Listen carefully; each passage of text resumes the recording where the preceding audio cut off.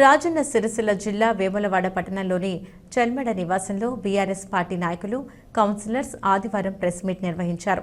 ఈ సందర్భంగా councillor, BRS senior నాయకులు నిమ్మశెట్టి విజయ్ మాట్లాడుతూ, భారత రాష్ట్రపతి పార్టీని మోసం చేసి మున్సిపల్ వైస్ చైర్మన్ ఎన్నికల్లో కాంగ్రెస్ పార్టీ బలపరిచిన అభ్యర్థికి ఓటు వేసి వెన్నుపోటు పొడిచిన మీరు నిన్నటి రోజున ప్రెస్ మీట్లో సస్పెండ్ కాబడిన కౌన్సిలర్లకు మా పార్టీని, మా పార్టీ ఇన్ఛార్జ్ చల్మెడ లక్ష్మీ నరసింహారావును విమర్శించే స్థాయి మీకు లేదని కౌన్సిలర్ నిమ్మశెట్టి అన్నారు. పార్టీ ద్వారా కౌన్సిలర్గా గెలిచి పార్టీకి ఇలాంటి ద్రోహం చేయడం ఎంతవరకు సమంజసమని ప్రశ్నించారు. మున్సిపల్ వైస్ చైర్మన్ ఎన్నికల్లో వారి వ్యక్తిగత స్వలాభం కోసం ఓటు వేసిన ఘనత మీకే చెల్లిందని ఘాటు వ్యాఖ్యలు చేశారు.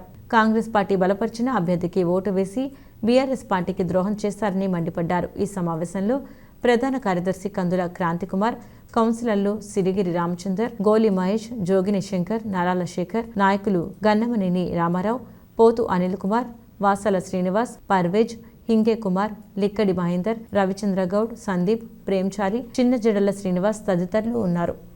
మేము పోటీలో ఉంచడం జరిగింది. మరి దీనిపై ఈ యొక్క వ్యక్తిగతంగా కక్ష పెట్టుకున్నటువంటి మా బీఆర్ఎస్ కౌన్సిలర్లు అయినటువంటి నిన్నటి రోజు మాట్లాడిన వ్యక్తులు మరి కాంగ్రెస్కు మద్దతు తెలిపి ఈ యొక్క వ్యక్తిని ఓడించడం జరిగింది. మరి దానిపై వారే దొంగ అన్నట్టు మాట్లాడడం నిజంగా హాస్యాస్పదకరం. మరి అభ్యర్థిని పెట్టినప్పుడు మమ్మల్ని సంప్రదించలేదు అని చెప్పడం అవాస్తవం. వారందరూ కూడా పిలిచి మరి ఇట్లా అనుకుంటున్నాం, ఈ యొక్క మారం కుమార్ని వైస్ చైర్మన్గా నిలబెడుతున్నాం, మనందరం కూడా ఓటేసి గెలిపించాలని చెప్పి వారిని కూడా మేము కోరడం జరిగింది. కానీ వ్యక్తిగత ఇష్టాలు మరి కాంగ్రెస్ పార్టీ యొక్క మాటలు విని వారు మమ్మల్ని ఓడగొట్టడం జరిగింది. మరి ముఖ్యంగా రమేష్ బాబు మీద ప్రేమ ఉన్న వ్యక్తులు మరి గత శాసనసభ ఎన్నికల్లో ఏ విధంగా పనిచేసిరనేది నిన్న తేటతెల్లమైంది. మరి చెల్మెడ లక్ష్మీనరసింహారావు గారి గెలుపు కొరకు పార్టీ కార్యకర్తలు, కౌన్సిలర్లు అందరూ కూడా కష్టపడి పనిచేయడం జరిగింది. కానీ మరి రమేష్ బాబు వంటి వ్యక్తులు నిన్న వారు చేసిన వ్యాఖ్యలే నిదర్శనం. మరి చెల్మెడ లక్ష్మీనరసింహారావు గారికి టికెట్ వస్తే మరి ఇక్కడ పార్టీ నిర్ణయాన్ని ప్రకారం నడుచుకోకుండా ఒక వ్యక్తి పూజ చేయడం జరిగింది. మరి 4 సార్లు గెలిచిన రమేష్ బాబు గారి వెంట ఉన్న మీరు మరి పార్టీ నిర్ణయాన్ని ఆ రోజు ఎందుకు వ్యతిరేకించలేదు? మరి పార్టీలో ఉండి వెన్నుపోటు పొడిచిన మాట నిజంగా నిన్న రోజున తేటతెల్లమైంది. మరి రమేష్ బాబు గారు వారిని ఎక్కడ కూడా తక్కువ చేయకుండా కేసీఆర్ గారు ఒక క్యాబినెట్ హోదా ఇచ్చి కూడా గౌరవించడం జరిగింది.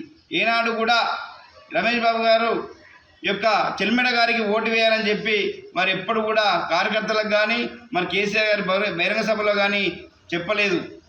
మరి దీన్ని బట్టి అర్థమవుతా ఉంది ఎవరు పార్టీకి వెన్నుపోటు పొడిచారు అనేది అర్థమవుతా ఉంది. మీరు పార్టీకి సిగ్గు లేకుండా మోసం చేసి కాంగ్రెస్ పార్టీ నిస్సిగ్గుగా ఓటు వేసి మీరు మాపై మాట్లాడడం దయ్యాలు వేదాలు వల్లించినట్టే. మరి ఇకనైనా మరి దండం పెట్టి చెప్తున్నాం కాంగ్రెస్ నాయకులకు, ఈ యొక్క నాయకులను తీసుకోండి, మీ పార్టీ ఇంకా చాలా అభివృద్ధి అవుతుంది. మీ వార్డులలో వాళ్ళ సత్తా ఏందో కూడా మీకు ఎంపీ ఎలక్షన్లో తెలుస్తుంది. మరి వీరు పెద్ద పోటుగాలు మాట్లాడుతూ ఉన్నారు, మేము మా నిర్ణయాన్ని పార్లమెంట్ ఎలక్షన్లో చెప్తామని. నిజంగానే మేము దయచేసి ఆ విప్పు గారిని కూడా కోరుతా ఉన్నాం, మీ కాంగ్రెస్ పార్టీలో వీళ్ళని తీసుకోండి, మరి చాలా మేయాటి కూడా వస్తుందని చెప్పి మేము ఈ సందర్భంగా మేము కూడా భావిస్తూ ఉన్నాం.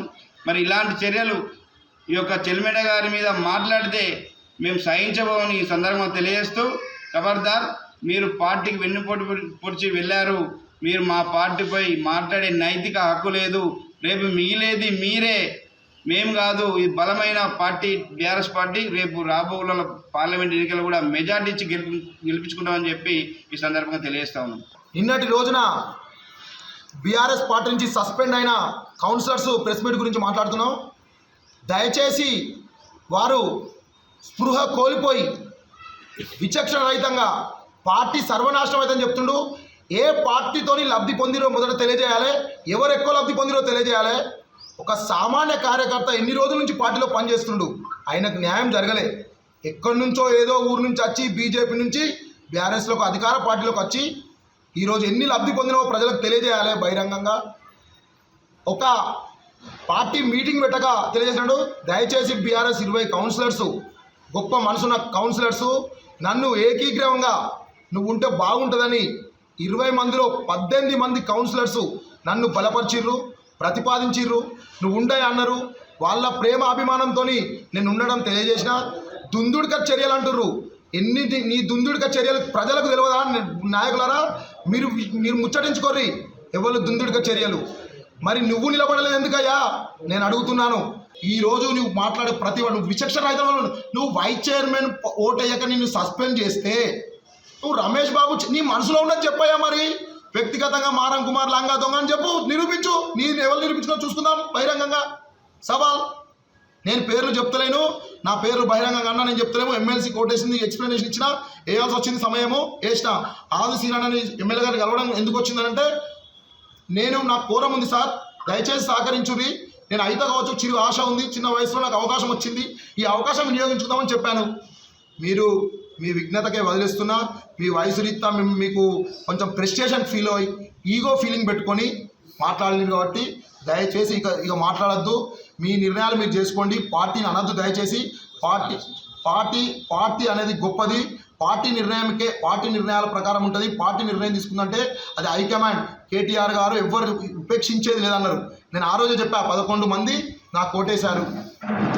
ఆ రోజు కూడా ప్రెస్ మీట్లో చెప్పాను, హైకమాండ్ తెలియజేస్తా అని చెప్పాము.